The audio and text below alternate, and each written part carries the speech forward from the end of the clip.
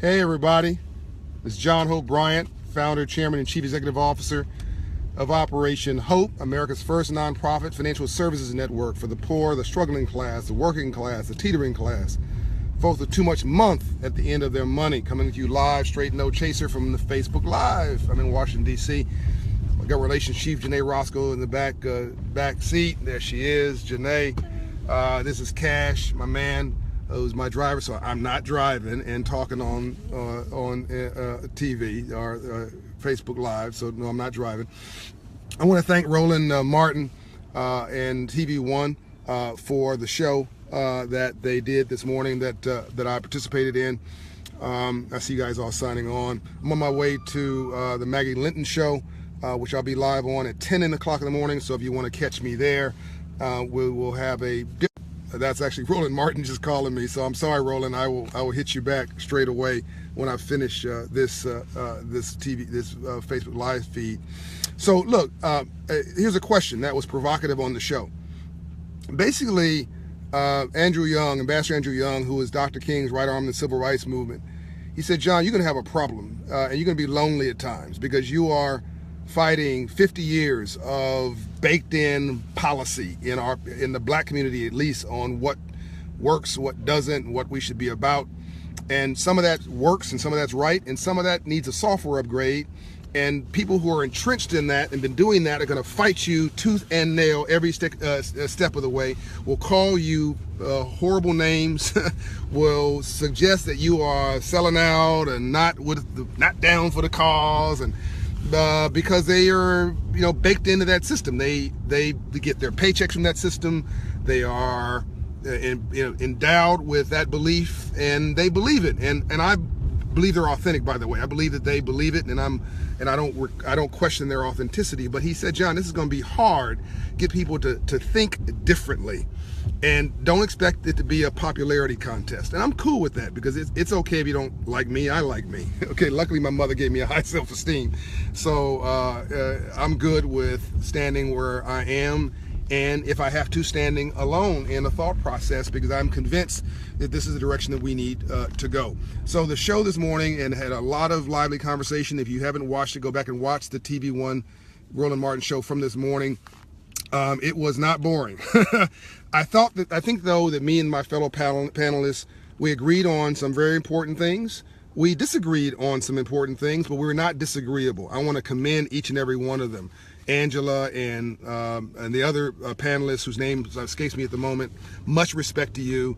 I think we're dignified, dignity rich, and we disagreed at worst without being disagreeable. And that's what we need to be striving for. Talk without being offensive, listen without being defensive, and always leave even your adversary with their dignity. And because if you don't, they'll spend the rest of their life trying to make you miserable. We don't have to make ourselves right and make somebody else wrong. The reality is that if we had the solution to Black America's problems, in particular, we would not be in a mess we're in today. So we obviously need to have a different set of views. So here's my point for this morning, or the question. And this is sort of the question that was raised in the interview, because somebody said, we don't want these white banks. There's no white banks, by the way. Anyway, these white banks, let's call them mainstream, are making money on our community. Yes, and we want them to. Not egregiously, not greedy, you want them to be profitable. What are you talking about? Of course you want them to be successful, because if they aren't, they're going to abandon your community. Nobody invests in some crap that's losing money. You want them to make a profitable investment on your mortgage loan. You want them to make a profitable investment on your auto loan, to make a profitable investment on the small business that you stood up. Not, again, unfairly, just a proper return. Of course you want them to be profitable so that they want to do more of it. Oh, well, we need to be investing in black banks. Okay, but what does it have to do with, invest, put deposits in black banks. Then also ask the question, make sure the black bank is investing in your neighborhood. The same question you asked from the mainstream bank. Pull the Community Reinvestment Act reports for these banks and find out who's really investing in your neighborhood. That's what I'm saying. Get out of the emotions and get into the facts of this. And so should you have a deposit in a black-owned bank or a Hispanic-owned bank or an Asian-owned bank, if that is your, yes.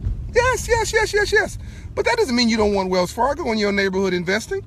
That's crazy. That doesn't mean you don't want BB&T and SunTrust and Synovus and First Tennessee Bank and a bunch of others who are ethical investing in your community. I mean, if I was really pushing the envelope, I'd say even if they're unethical and have screwed up and they're writing a check, as long as it's benefiting your community, what do you care as long as you're getting the capital to uplift your life and to go forward? Rainbows after storms. So let me now tackle the second question that was raised. And I see you signing on as Jason Rodriguez, Sean, just so you know this is live, Kayan Lawson, DC Christian, Rakita, my cousin. My cousin said, get out of your emotions and get into the facts. Say that. So I just want you guys to know it's live. I do see you. So here's the question. I'm being provocative. I was provocative this morning, but hopefully not disrespectfully so. So here's the question. Are we all capitalists? Yes. That's the answer. Now, half of you just fell on the floor. All my ultra-liberal friends are now calling me some bad name. Slow your roll. I mean, I love facts. They're stubborn things. Yes, if you have a job, you are a capitalist. Human capital, human capital. You're using your human capital to go to a place of employment. You are using your human capital as a value proposition so that employer wants to hire you because they're getting more from you than they're paying, and you're getting more from them. You're getting enough from them to value your capital, your time. Fair exchange is no robbery, to quote my friend Rod McGrew, and that exchange of your time and their investment of money is capitalism at work. It is your human capital being put to work in a place of employment. If you go to your nail technician, they're a capitalist. They're not doing your nails for free. They're doing it for a fee. They are a capitalist. They're earning more from you than the service costs them in real time and materials. So if somebody is investing $10 in nail materials and charging you $35 for a manicure, they've made a return on that investment. It's been profitable. That return on investment is called capitalism. You're the person who did your hair, brothers, fellas, your barber, also our counselor. As we go in there, we talk about all kind of stuff in the barber's chair. They are a capitalist. My man Brian Keith, who comes and cuts my hair, Brian Keith Williams. He's my friend. He's my boy. I love him. We good. But you know, I don't pay him with good feelings. I don't pay him with a hug alone. I don't say, hey man, thank you very much. Pay your mortgage and your child care fees and your student fees at home with my prayers. I give him a check. Okay, he charges my credit card. So he is a capitalist. The person who is taking care of your kids, and I'll say for those who I love, taking care of your nappy head kids. We know our kids can be a mess sometimes. They're not doing it for free because it's crazy, and the kids act crazy sometimes. They're doing it for a fee, which makes it worth their while, unless it's your grandmother who's doing it out of love. Who else can I give an example of? Gas station, all right? You're not pumping gas for free. They're doing it for a fee. Capitalism is all around you. Stop downing capitalism. In fact, even the philanthropists that it's helped your community, they made the money. But let me tell you what the late Shimon Peres said. Even if you want to distribute money like a socialist, you got to first collect money like a capitalist. Boom. Even if you want to distribute money like a socialist, you got to first collect money like a capitalist. Where do you think taxes come from? Where do you think the government gets its money? Oh, I just want the government to hook us up. Okay, where do you think the government gets its money? Come on, because I really don't think that people understand free enterprise capitalism, a balance sheet, money. The government gets its money from taxpayers. Hello, you and me. So without taxpayers, there's no revenue. Without any revenue, there's no federal government budget. Without a federal government budget, there's no money for grants for your nonprofit, grants for your police department, grants for your schools, grants for your infrastructure, money to go to the cities where you live in, monies to go for the arts. All that comes from taxpayers. So you want more taxpayers. What does Africa need? I know some of you are tuning in from Africa. Africa needs more taxpayers. what's the problem in South Africa? It's not racism. It's not xenophobia. It's poor people. You got 55 million people in South Africa and 5 million taxpayers. That is not rocket science. That does not take a brain surgeon to figure out that 5 million taxpayers cannot subsidize 55 million people. So you have people who, there are not enough jobs to go around. So the new color there is, I would say green because it's U.S. currency, but it is the rand in South Africa. That's the name of the currency. The rand, there's not enough rand to go around. So now you have this friction and tension, but really the issue is economics and poverty. Poor people pushing up against poor people for limited dollars, and poor people hating on wealthy people because they don't figure out how they got the dollars. And we got to figure out how to unleash opportunity for all people. And that's my mission of civil rights. As Andrew Young said, you can think yourself out of poverty from the neck up. I'm about to pull up to my next interview. I got to call Roland back. This is enough of a teaser, I think, for this morning. I'm gonna do maybe 3 videos on just this interview this morning because it was so telling.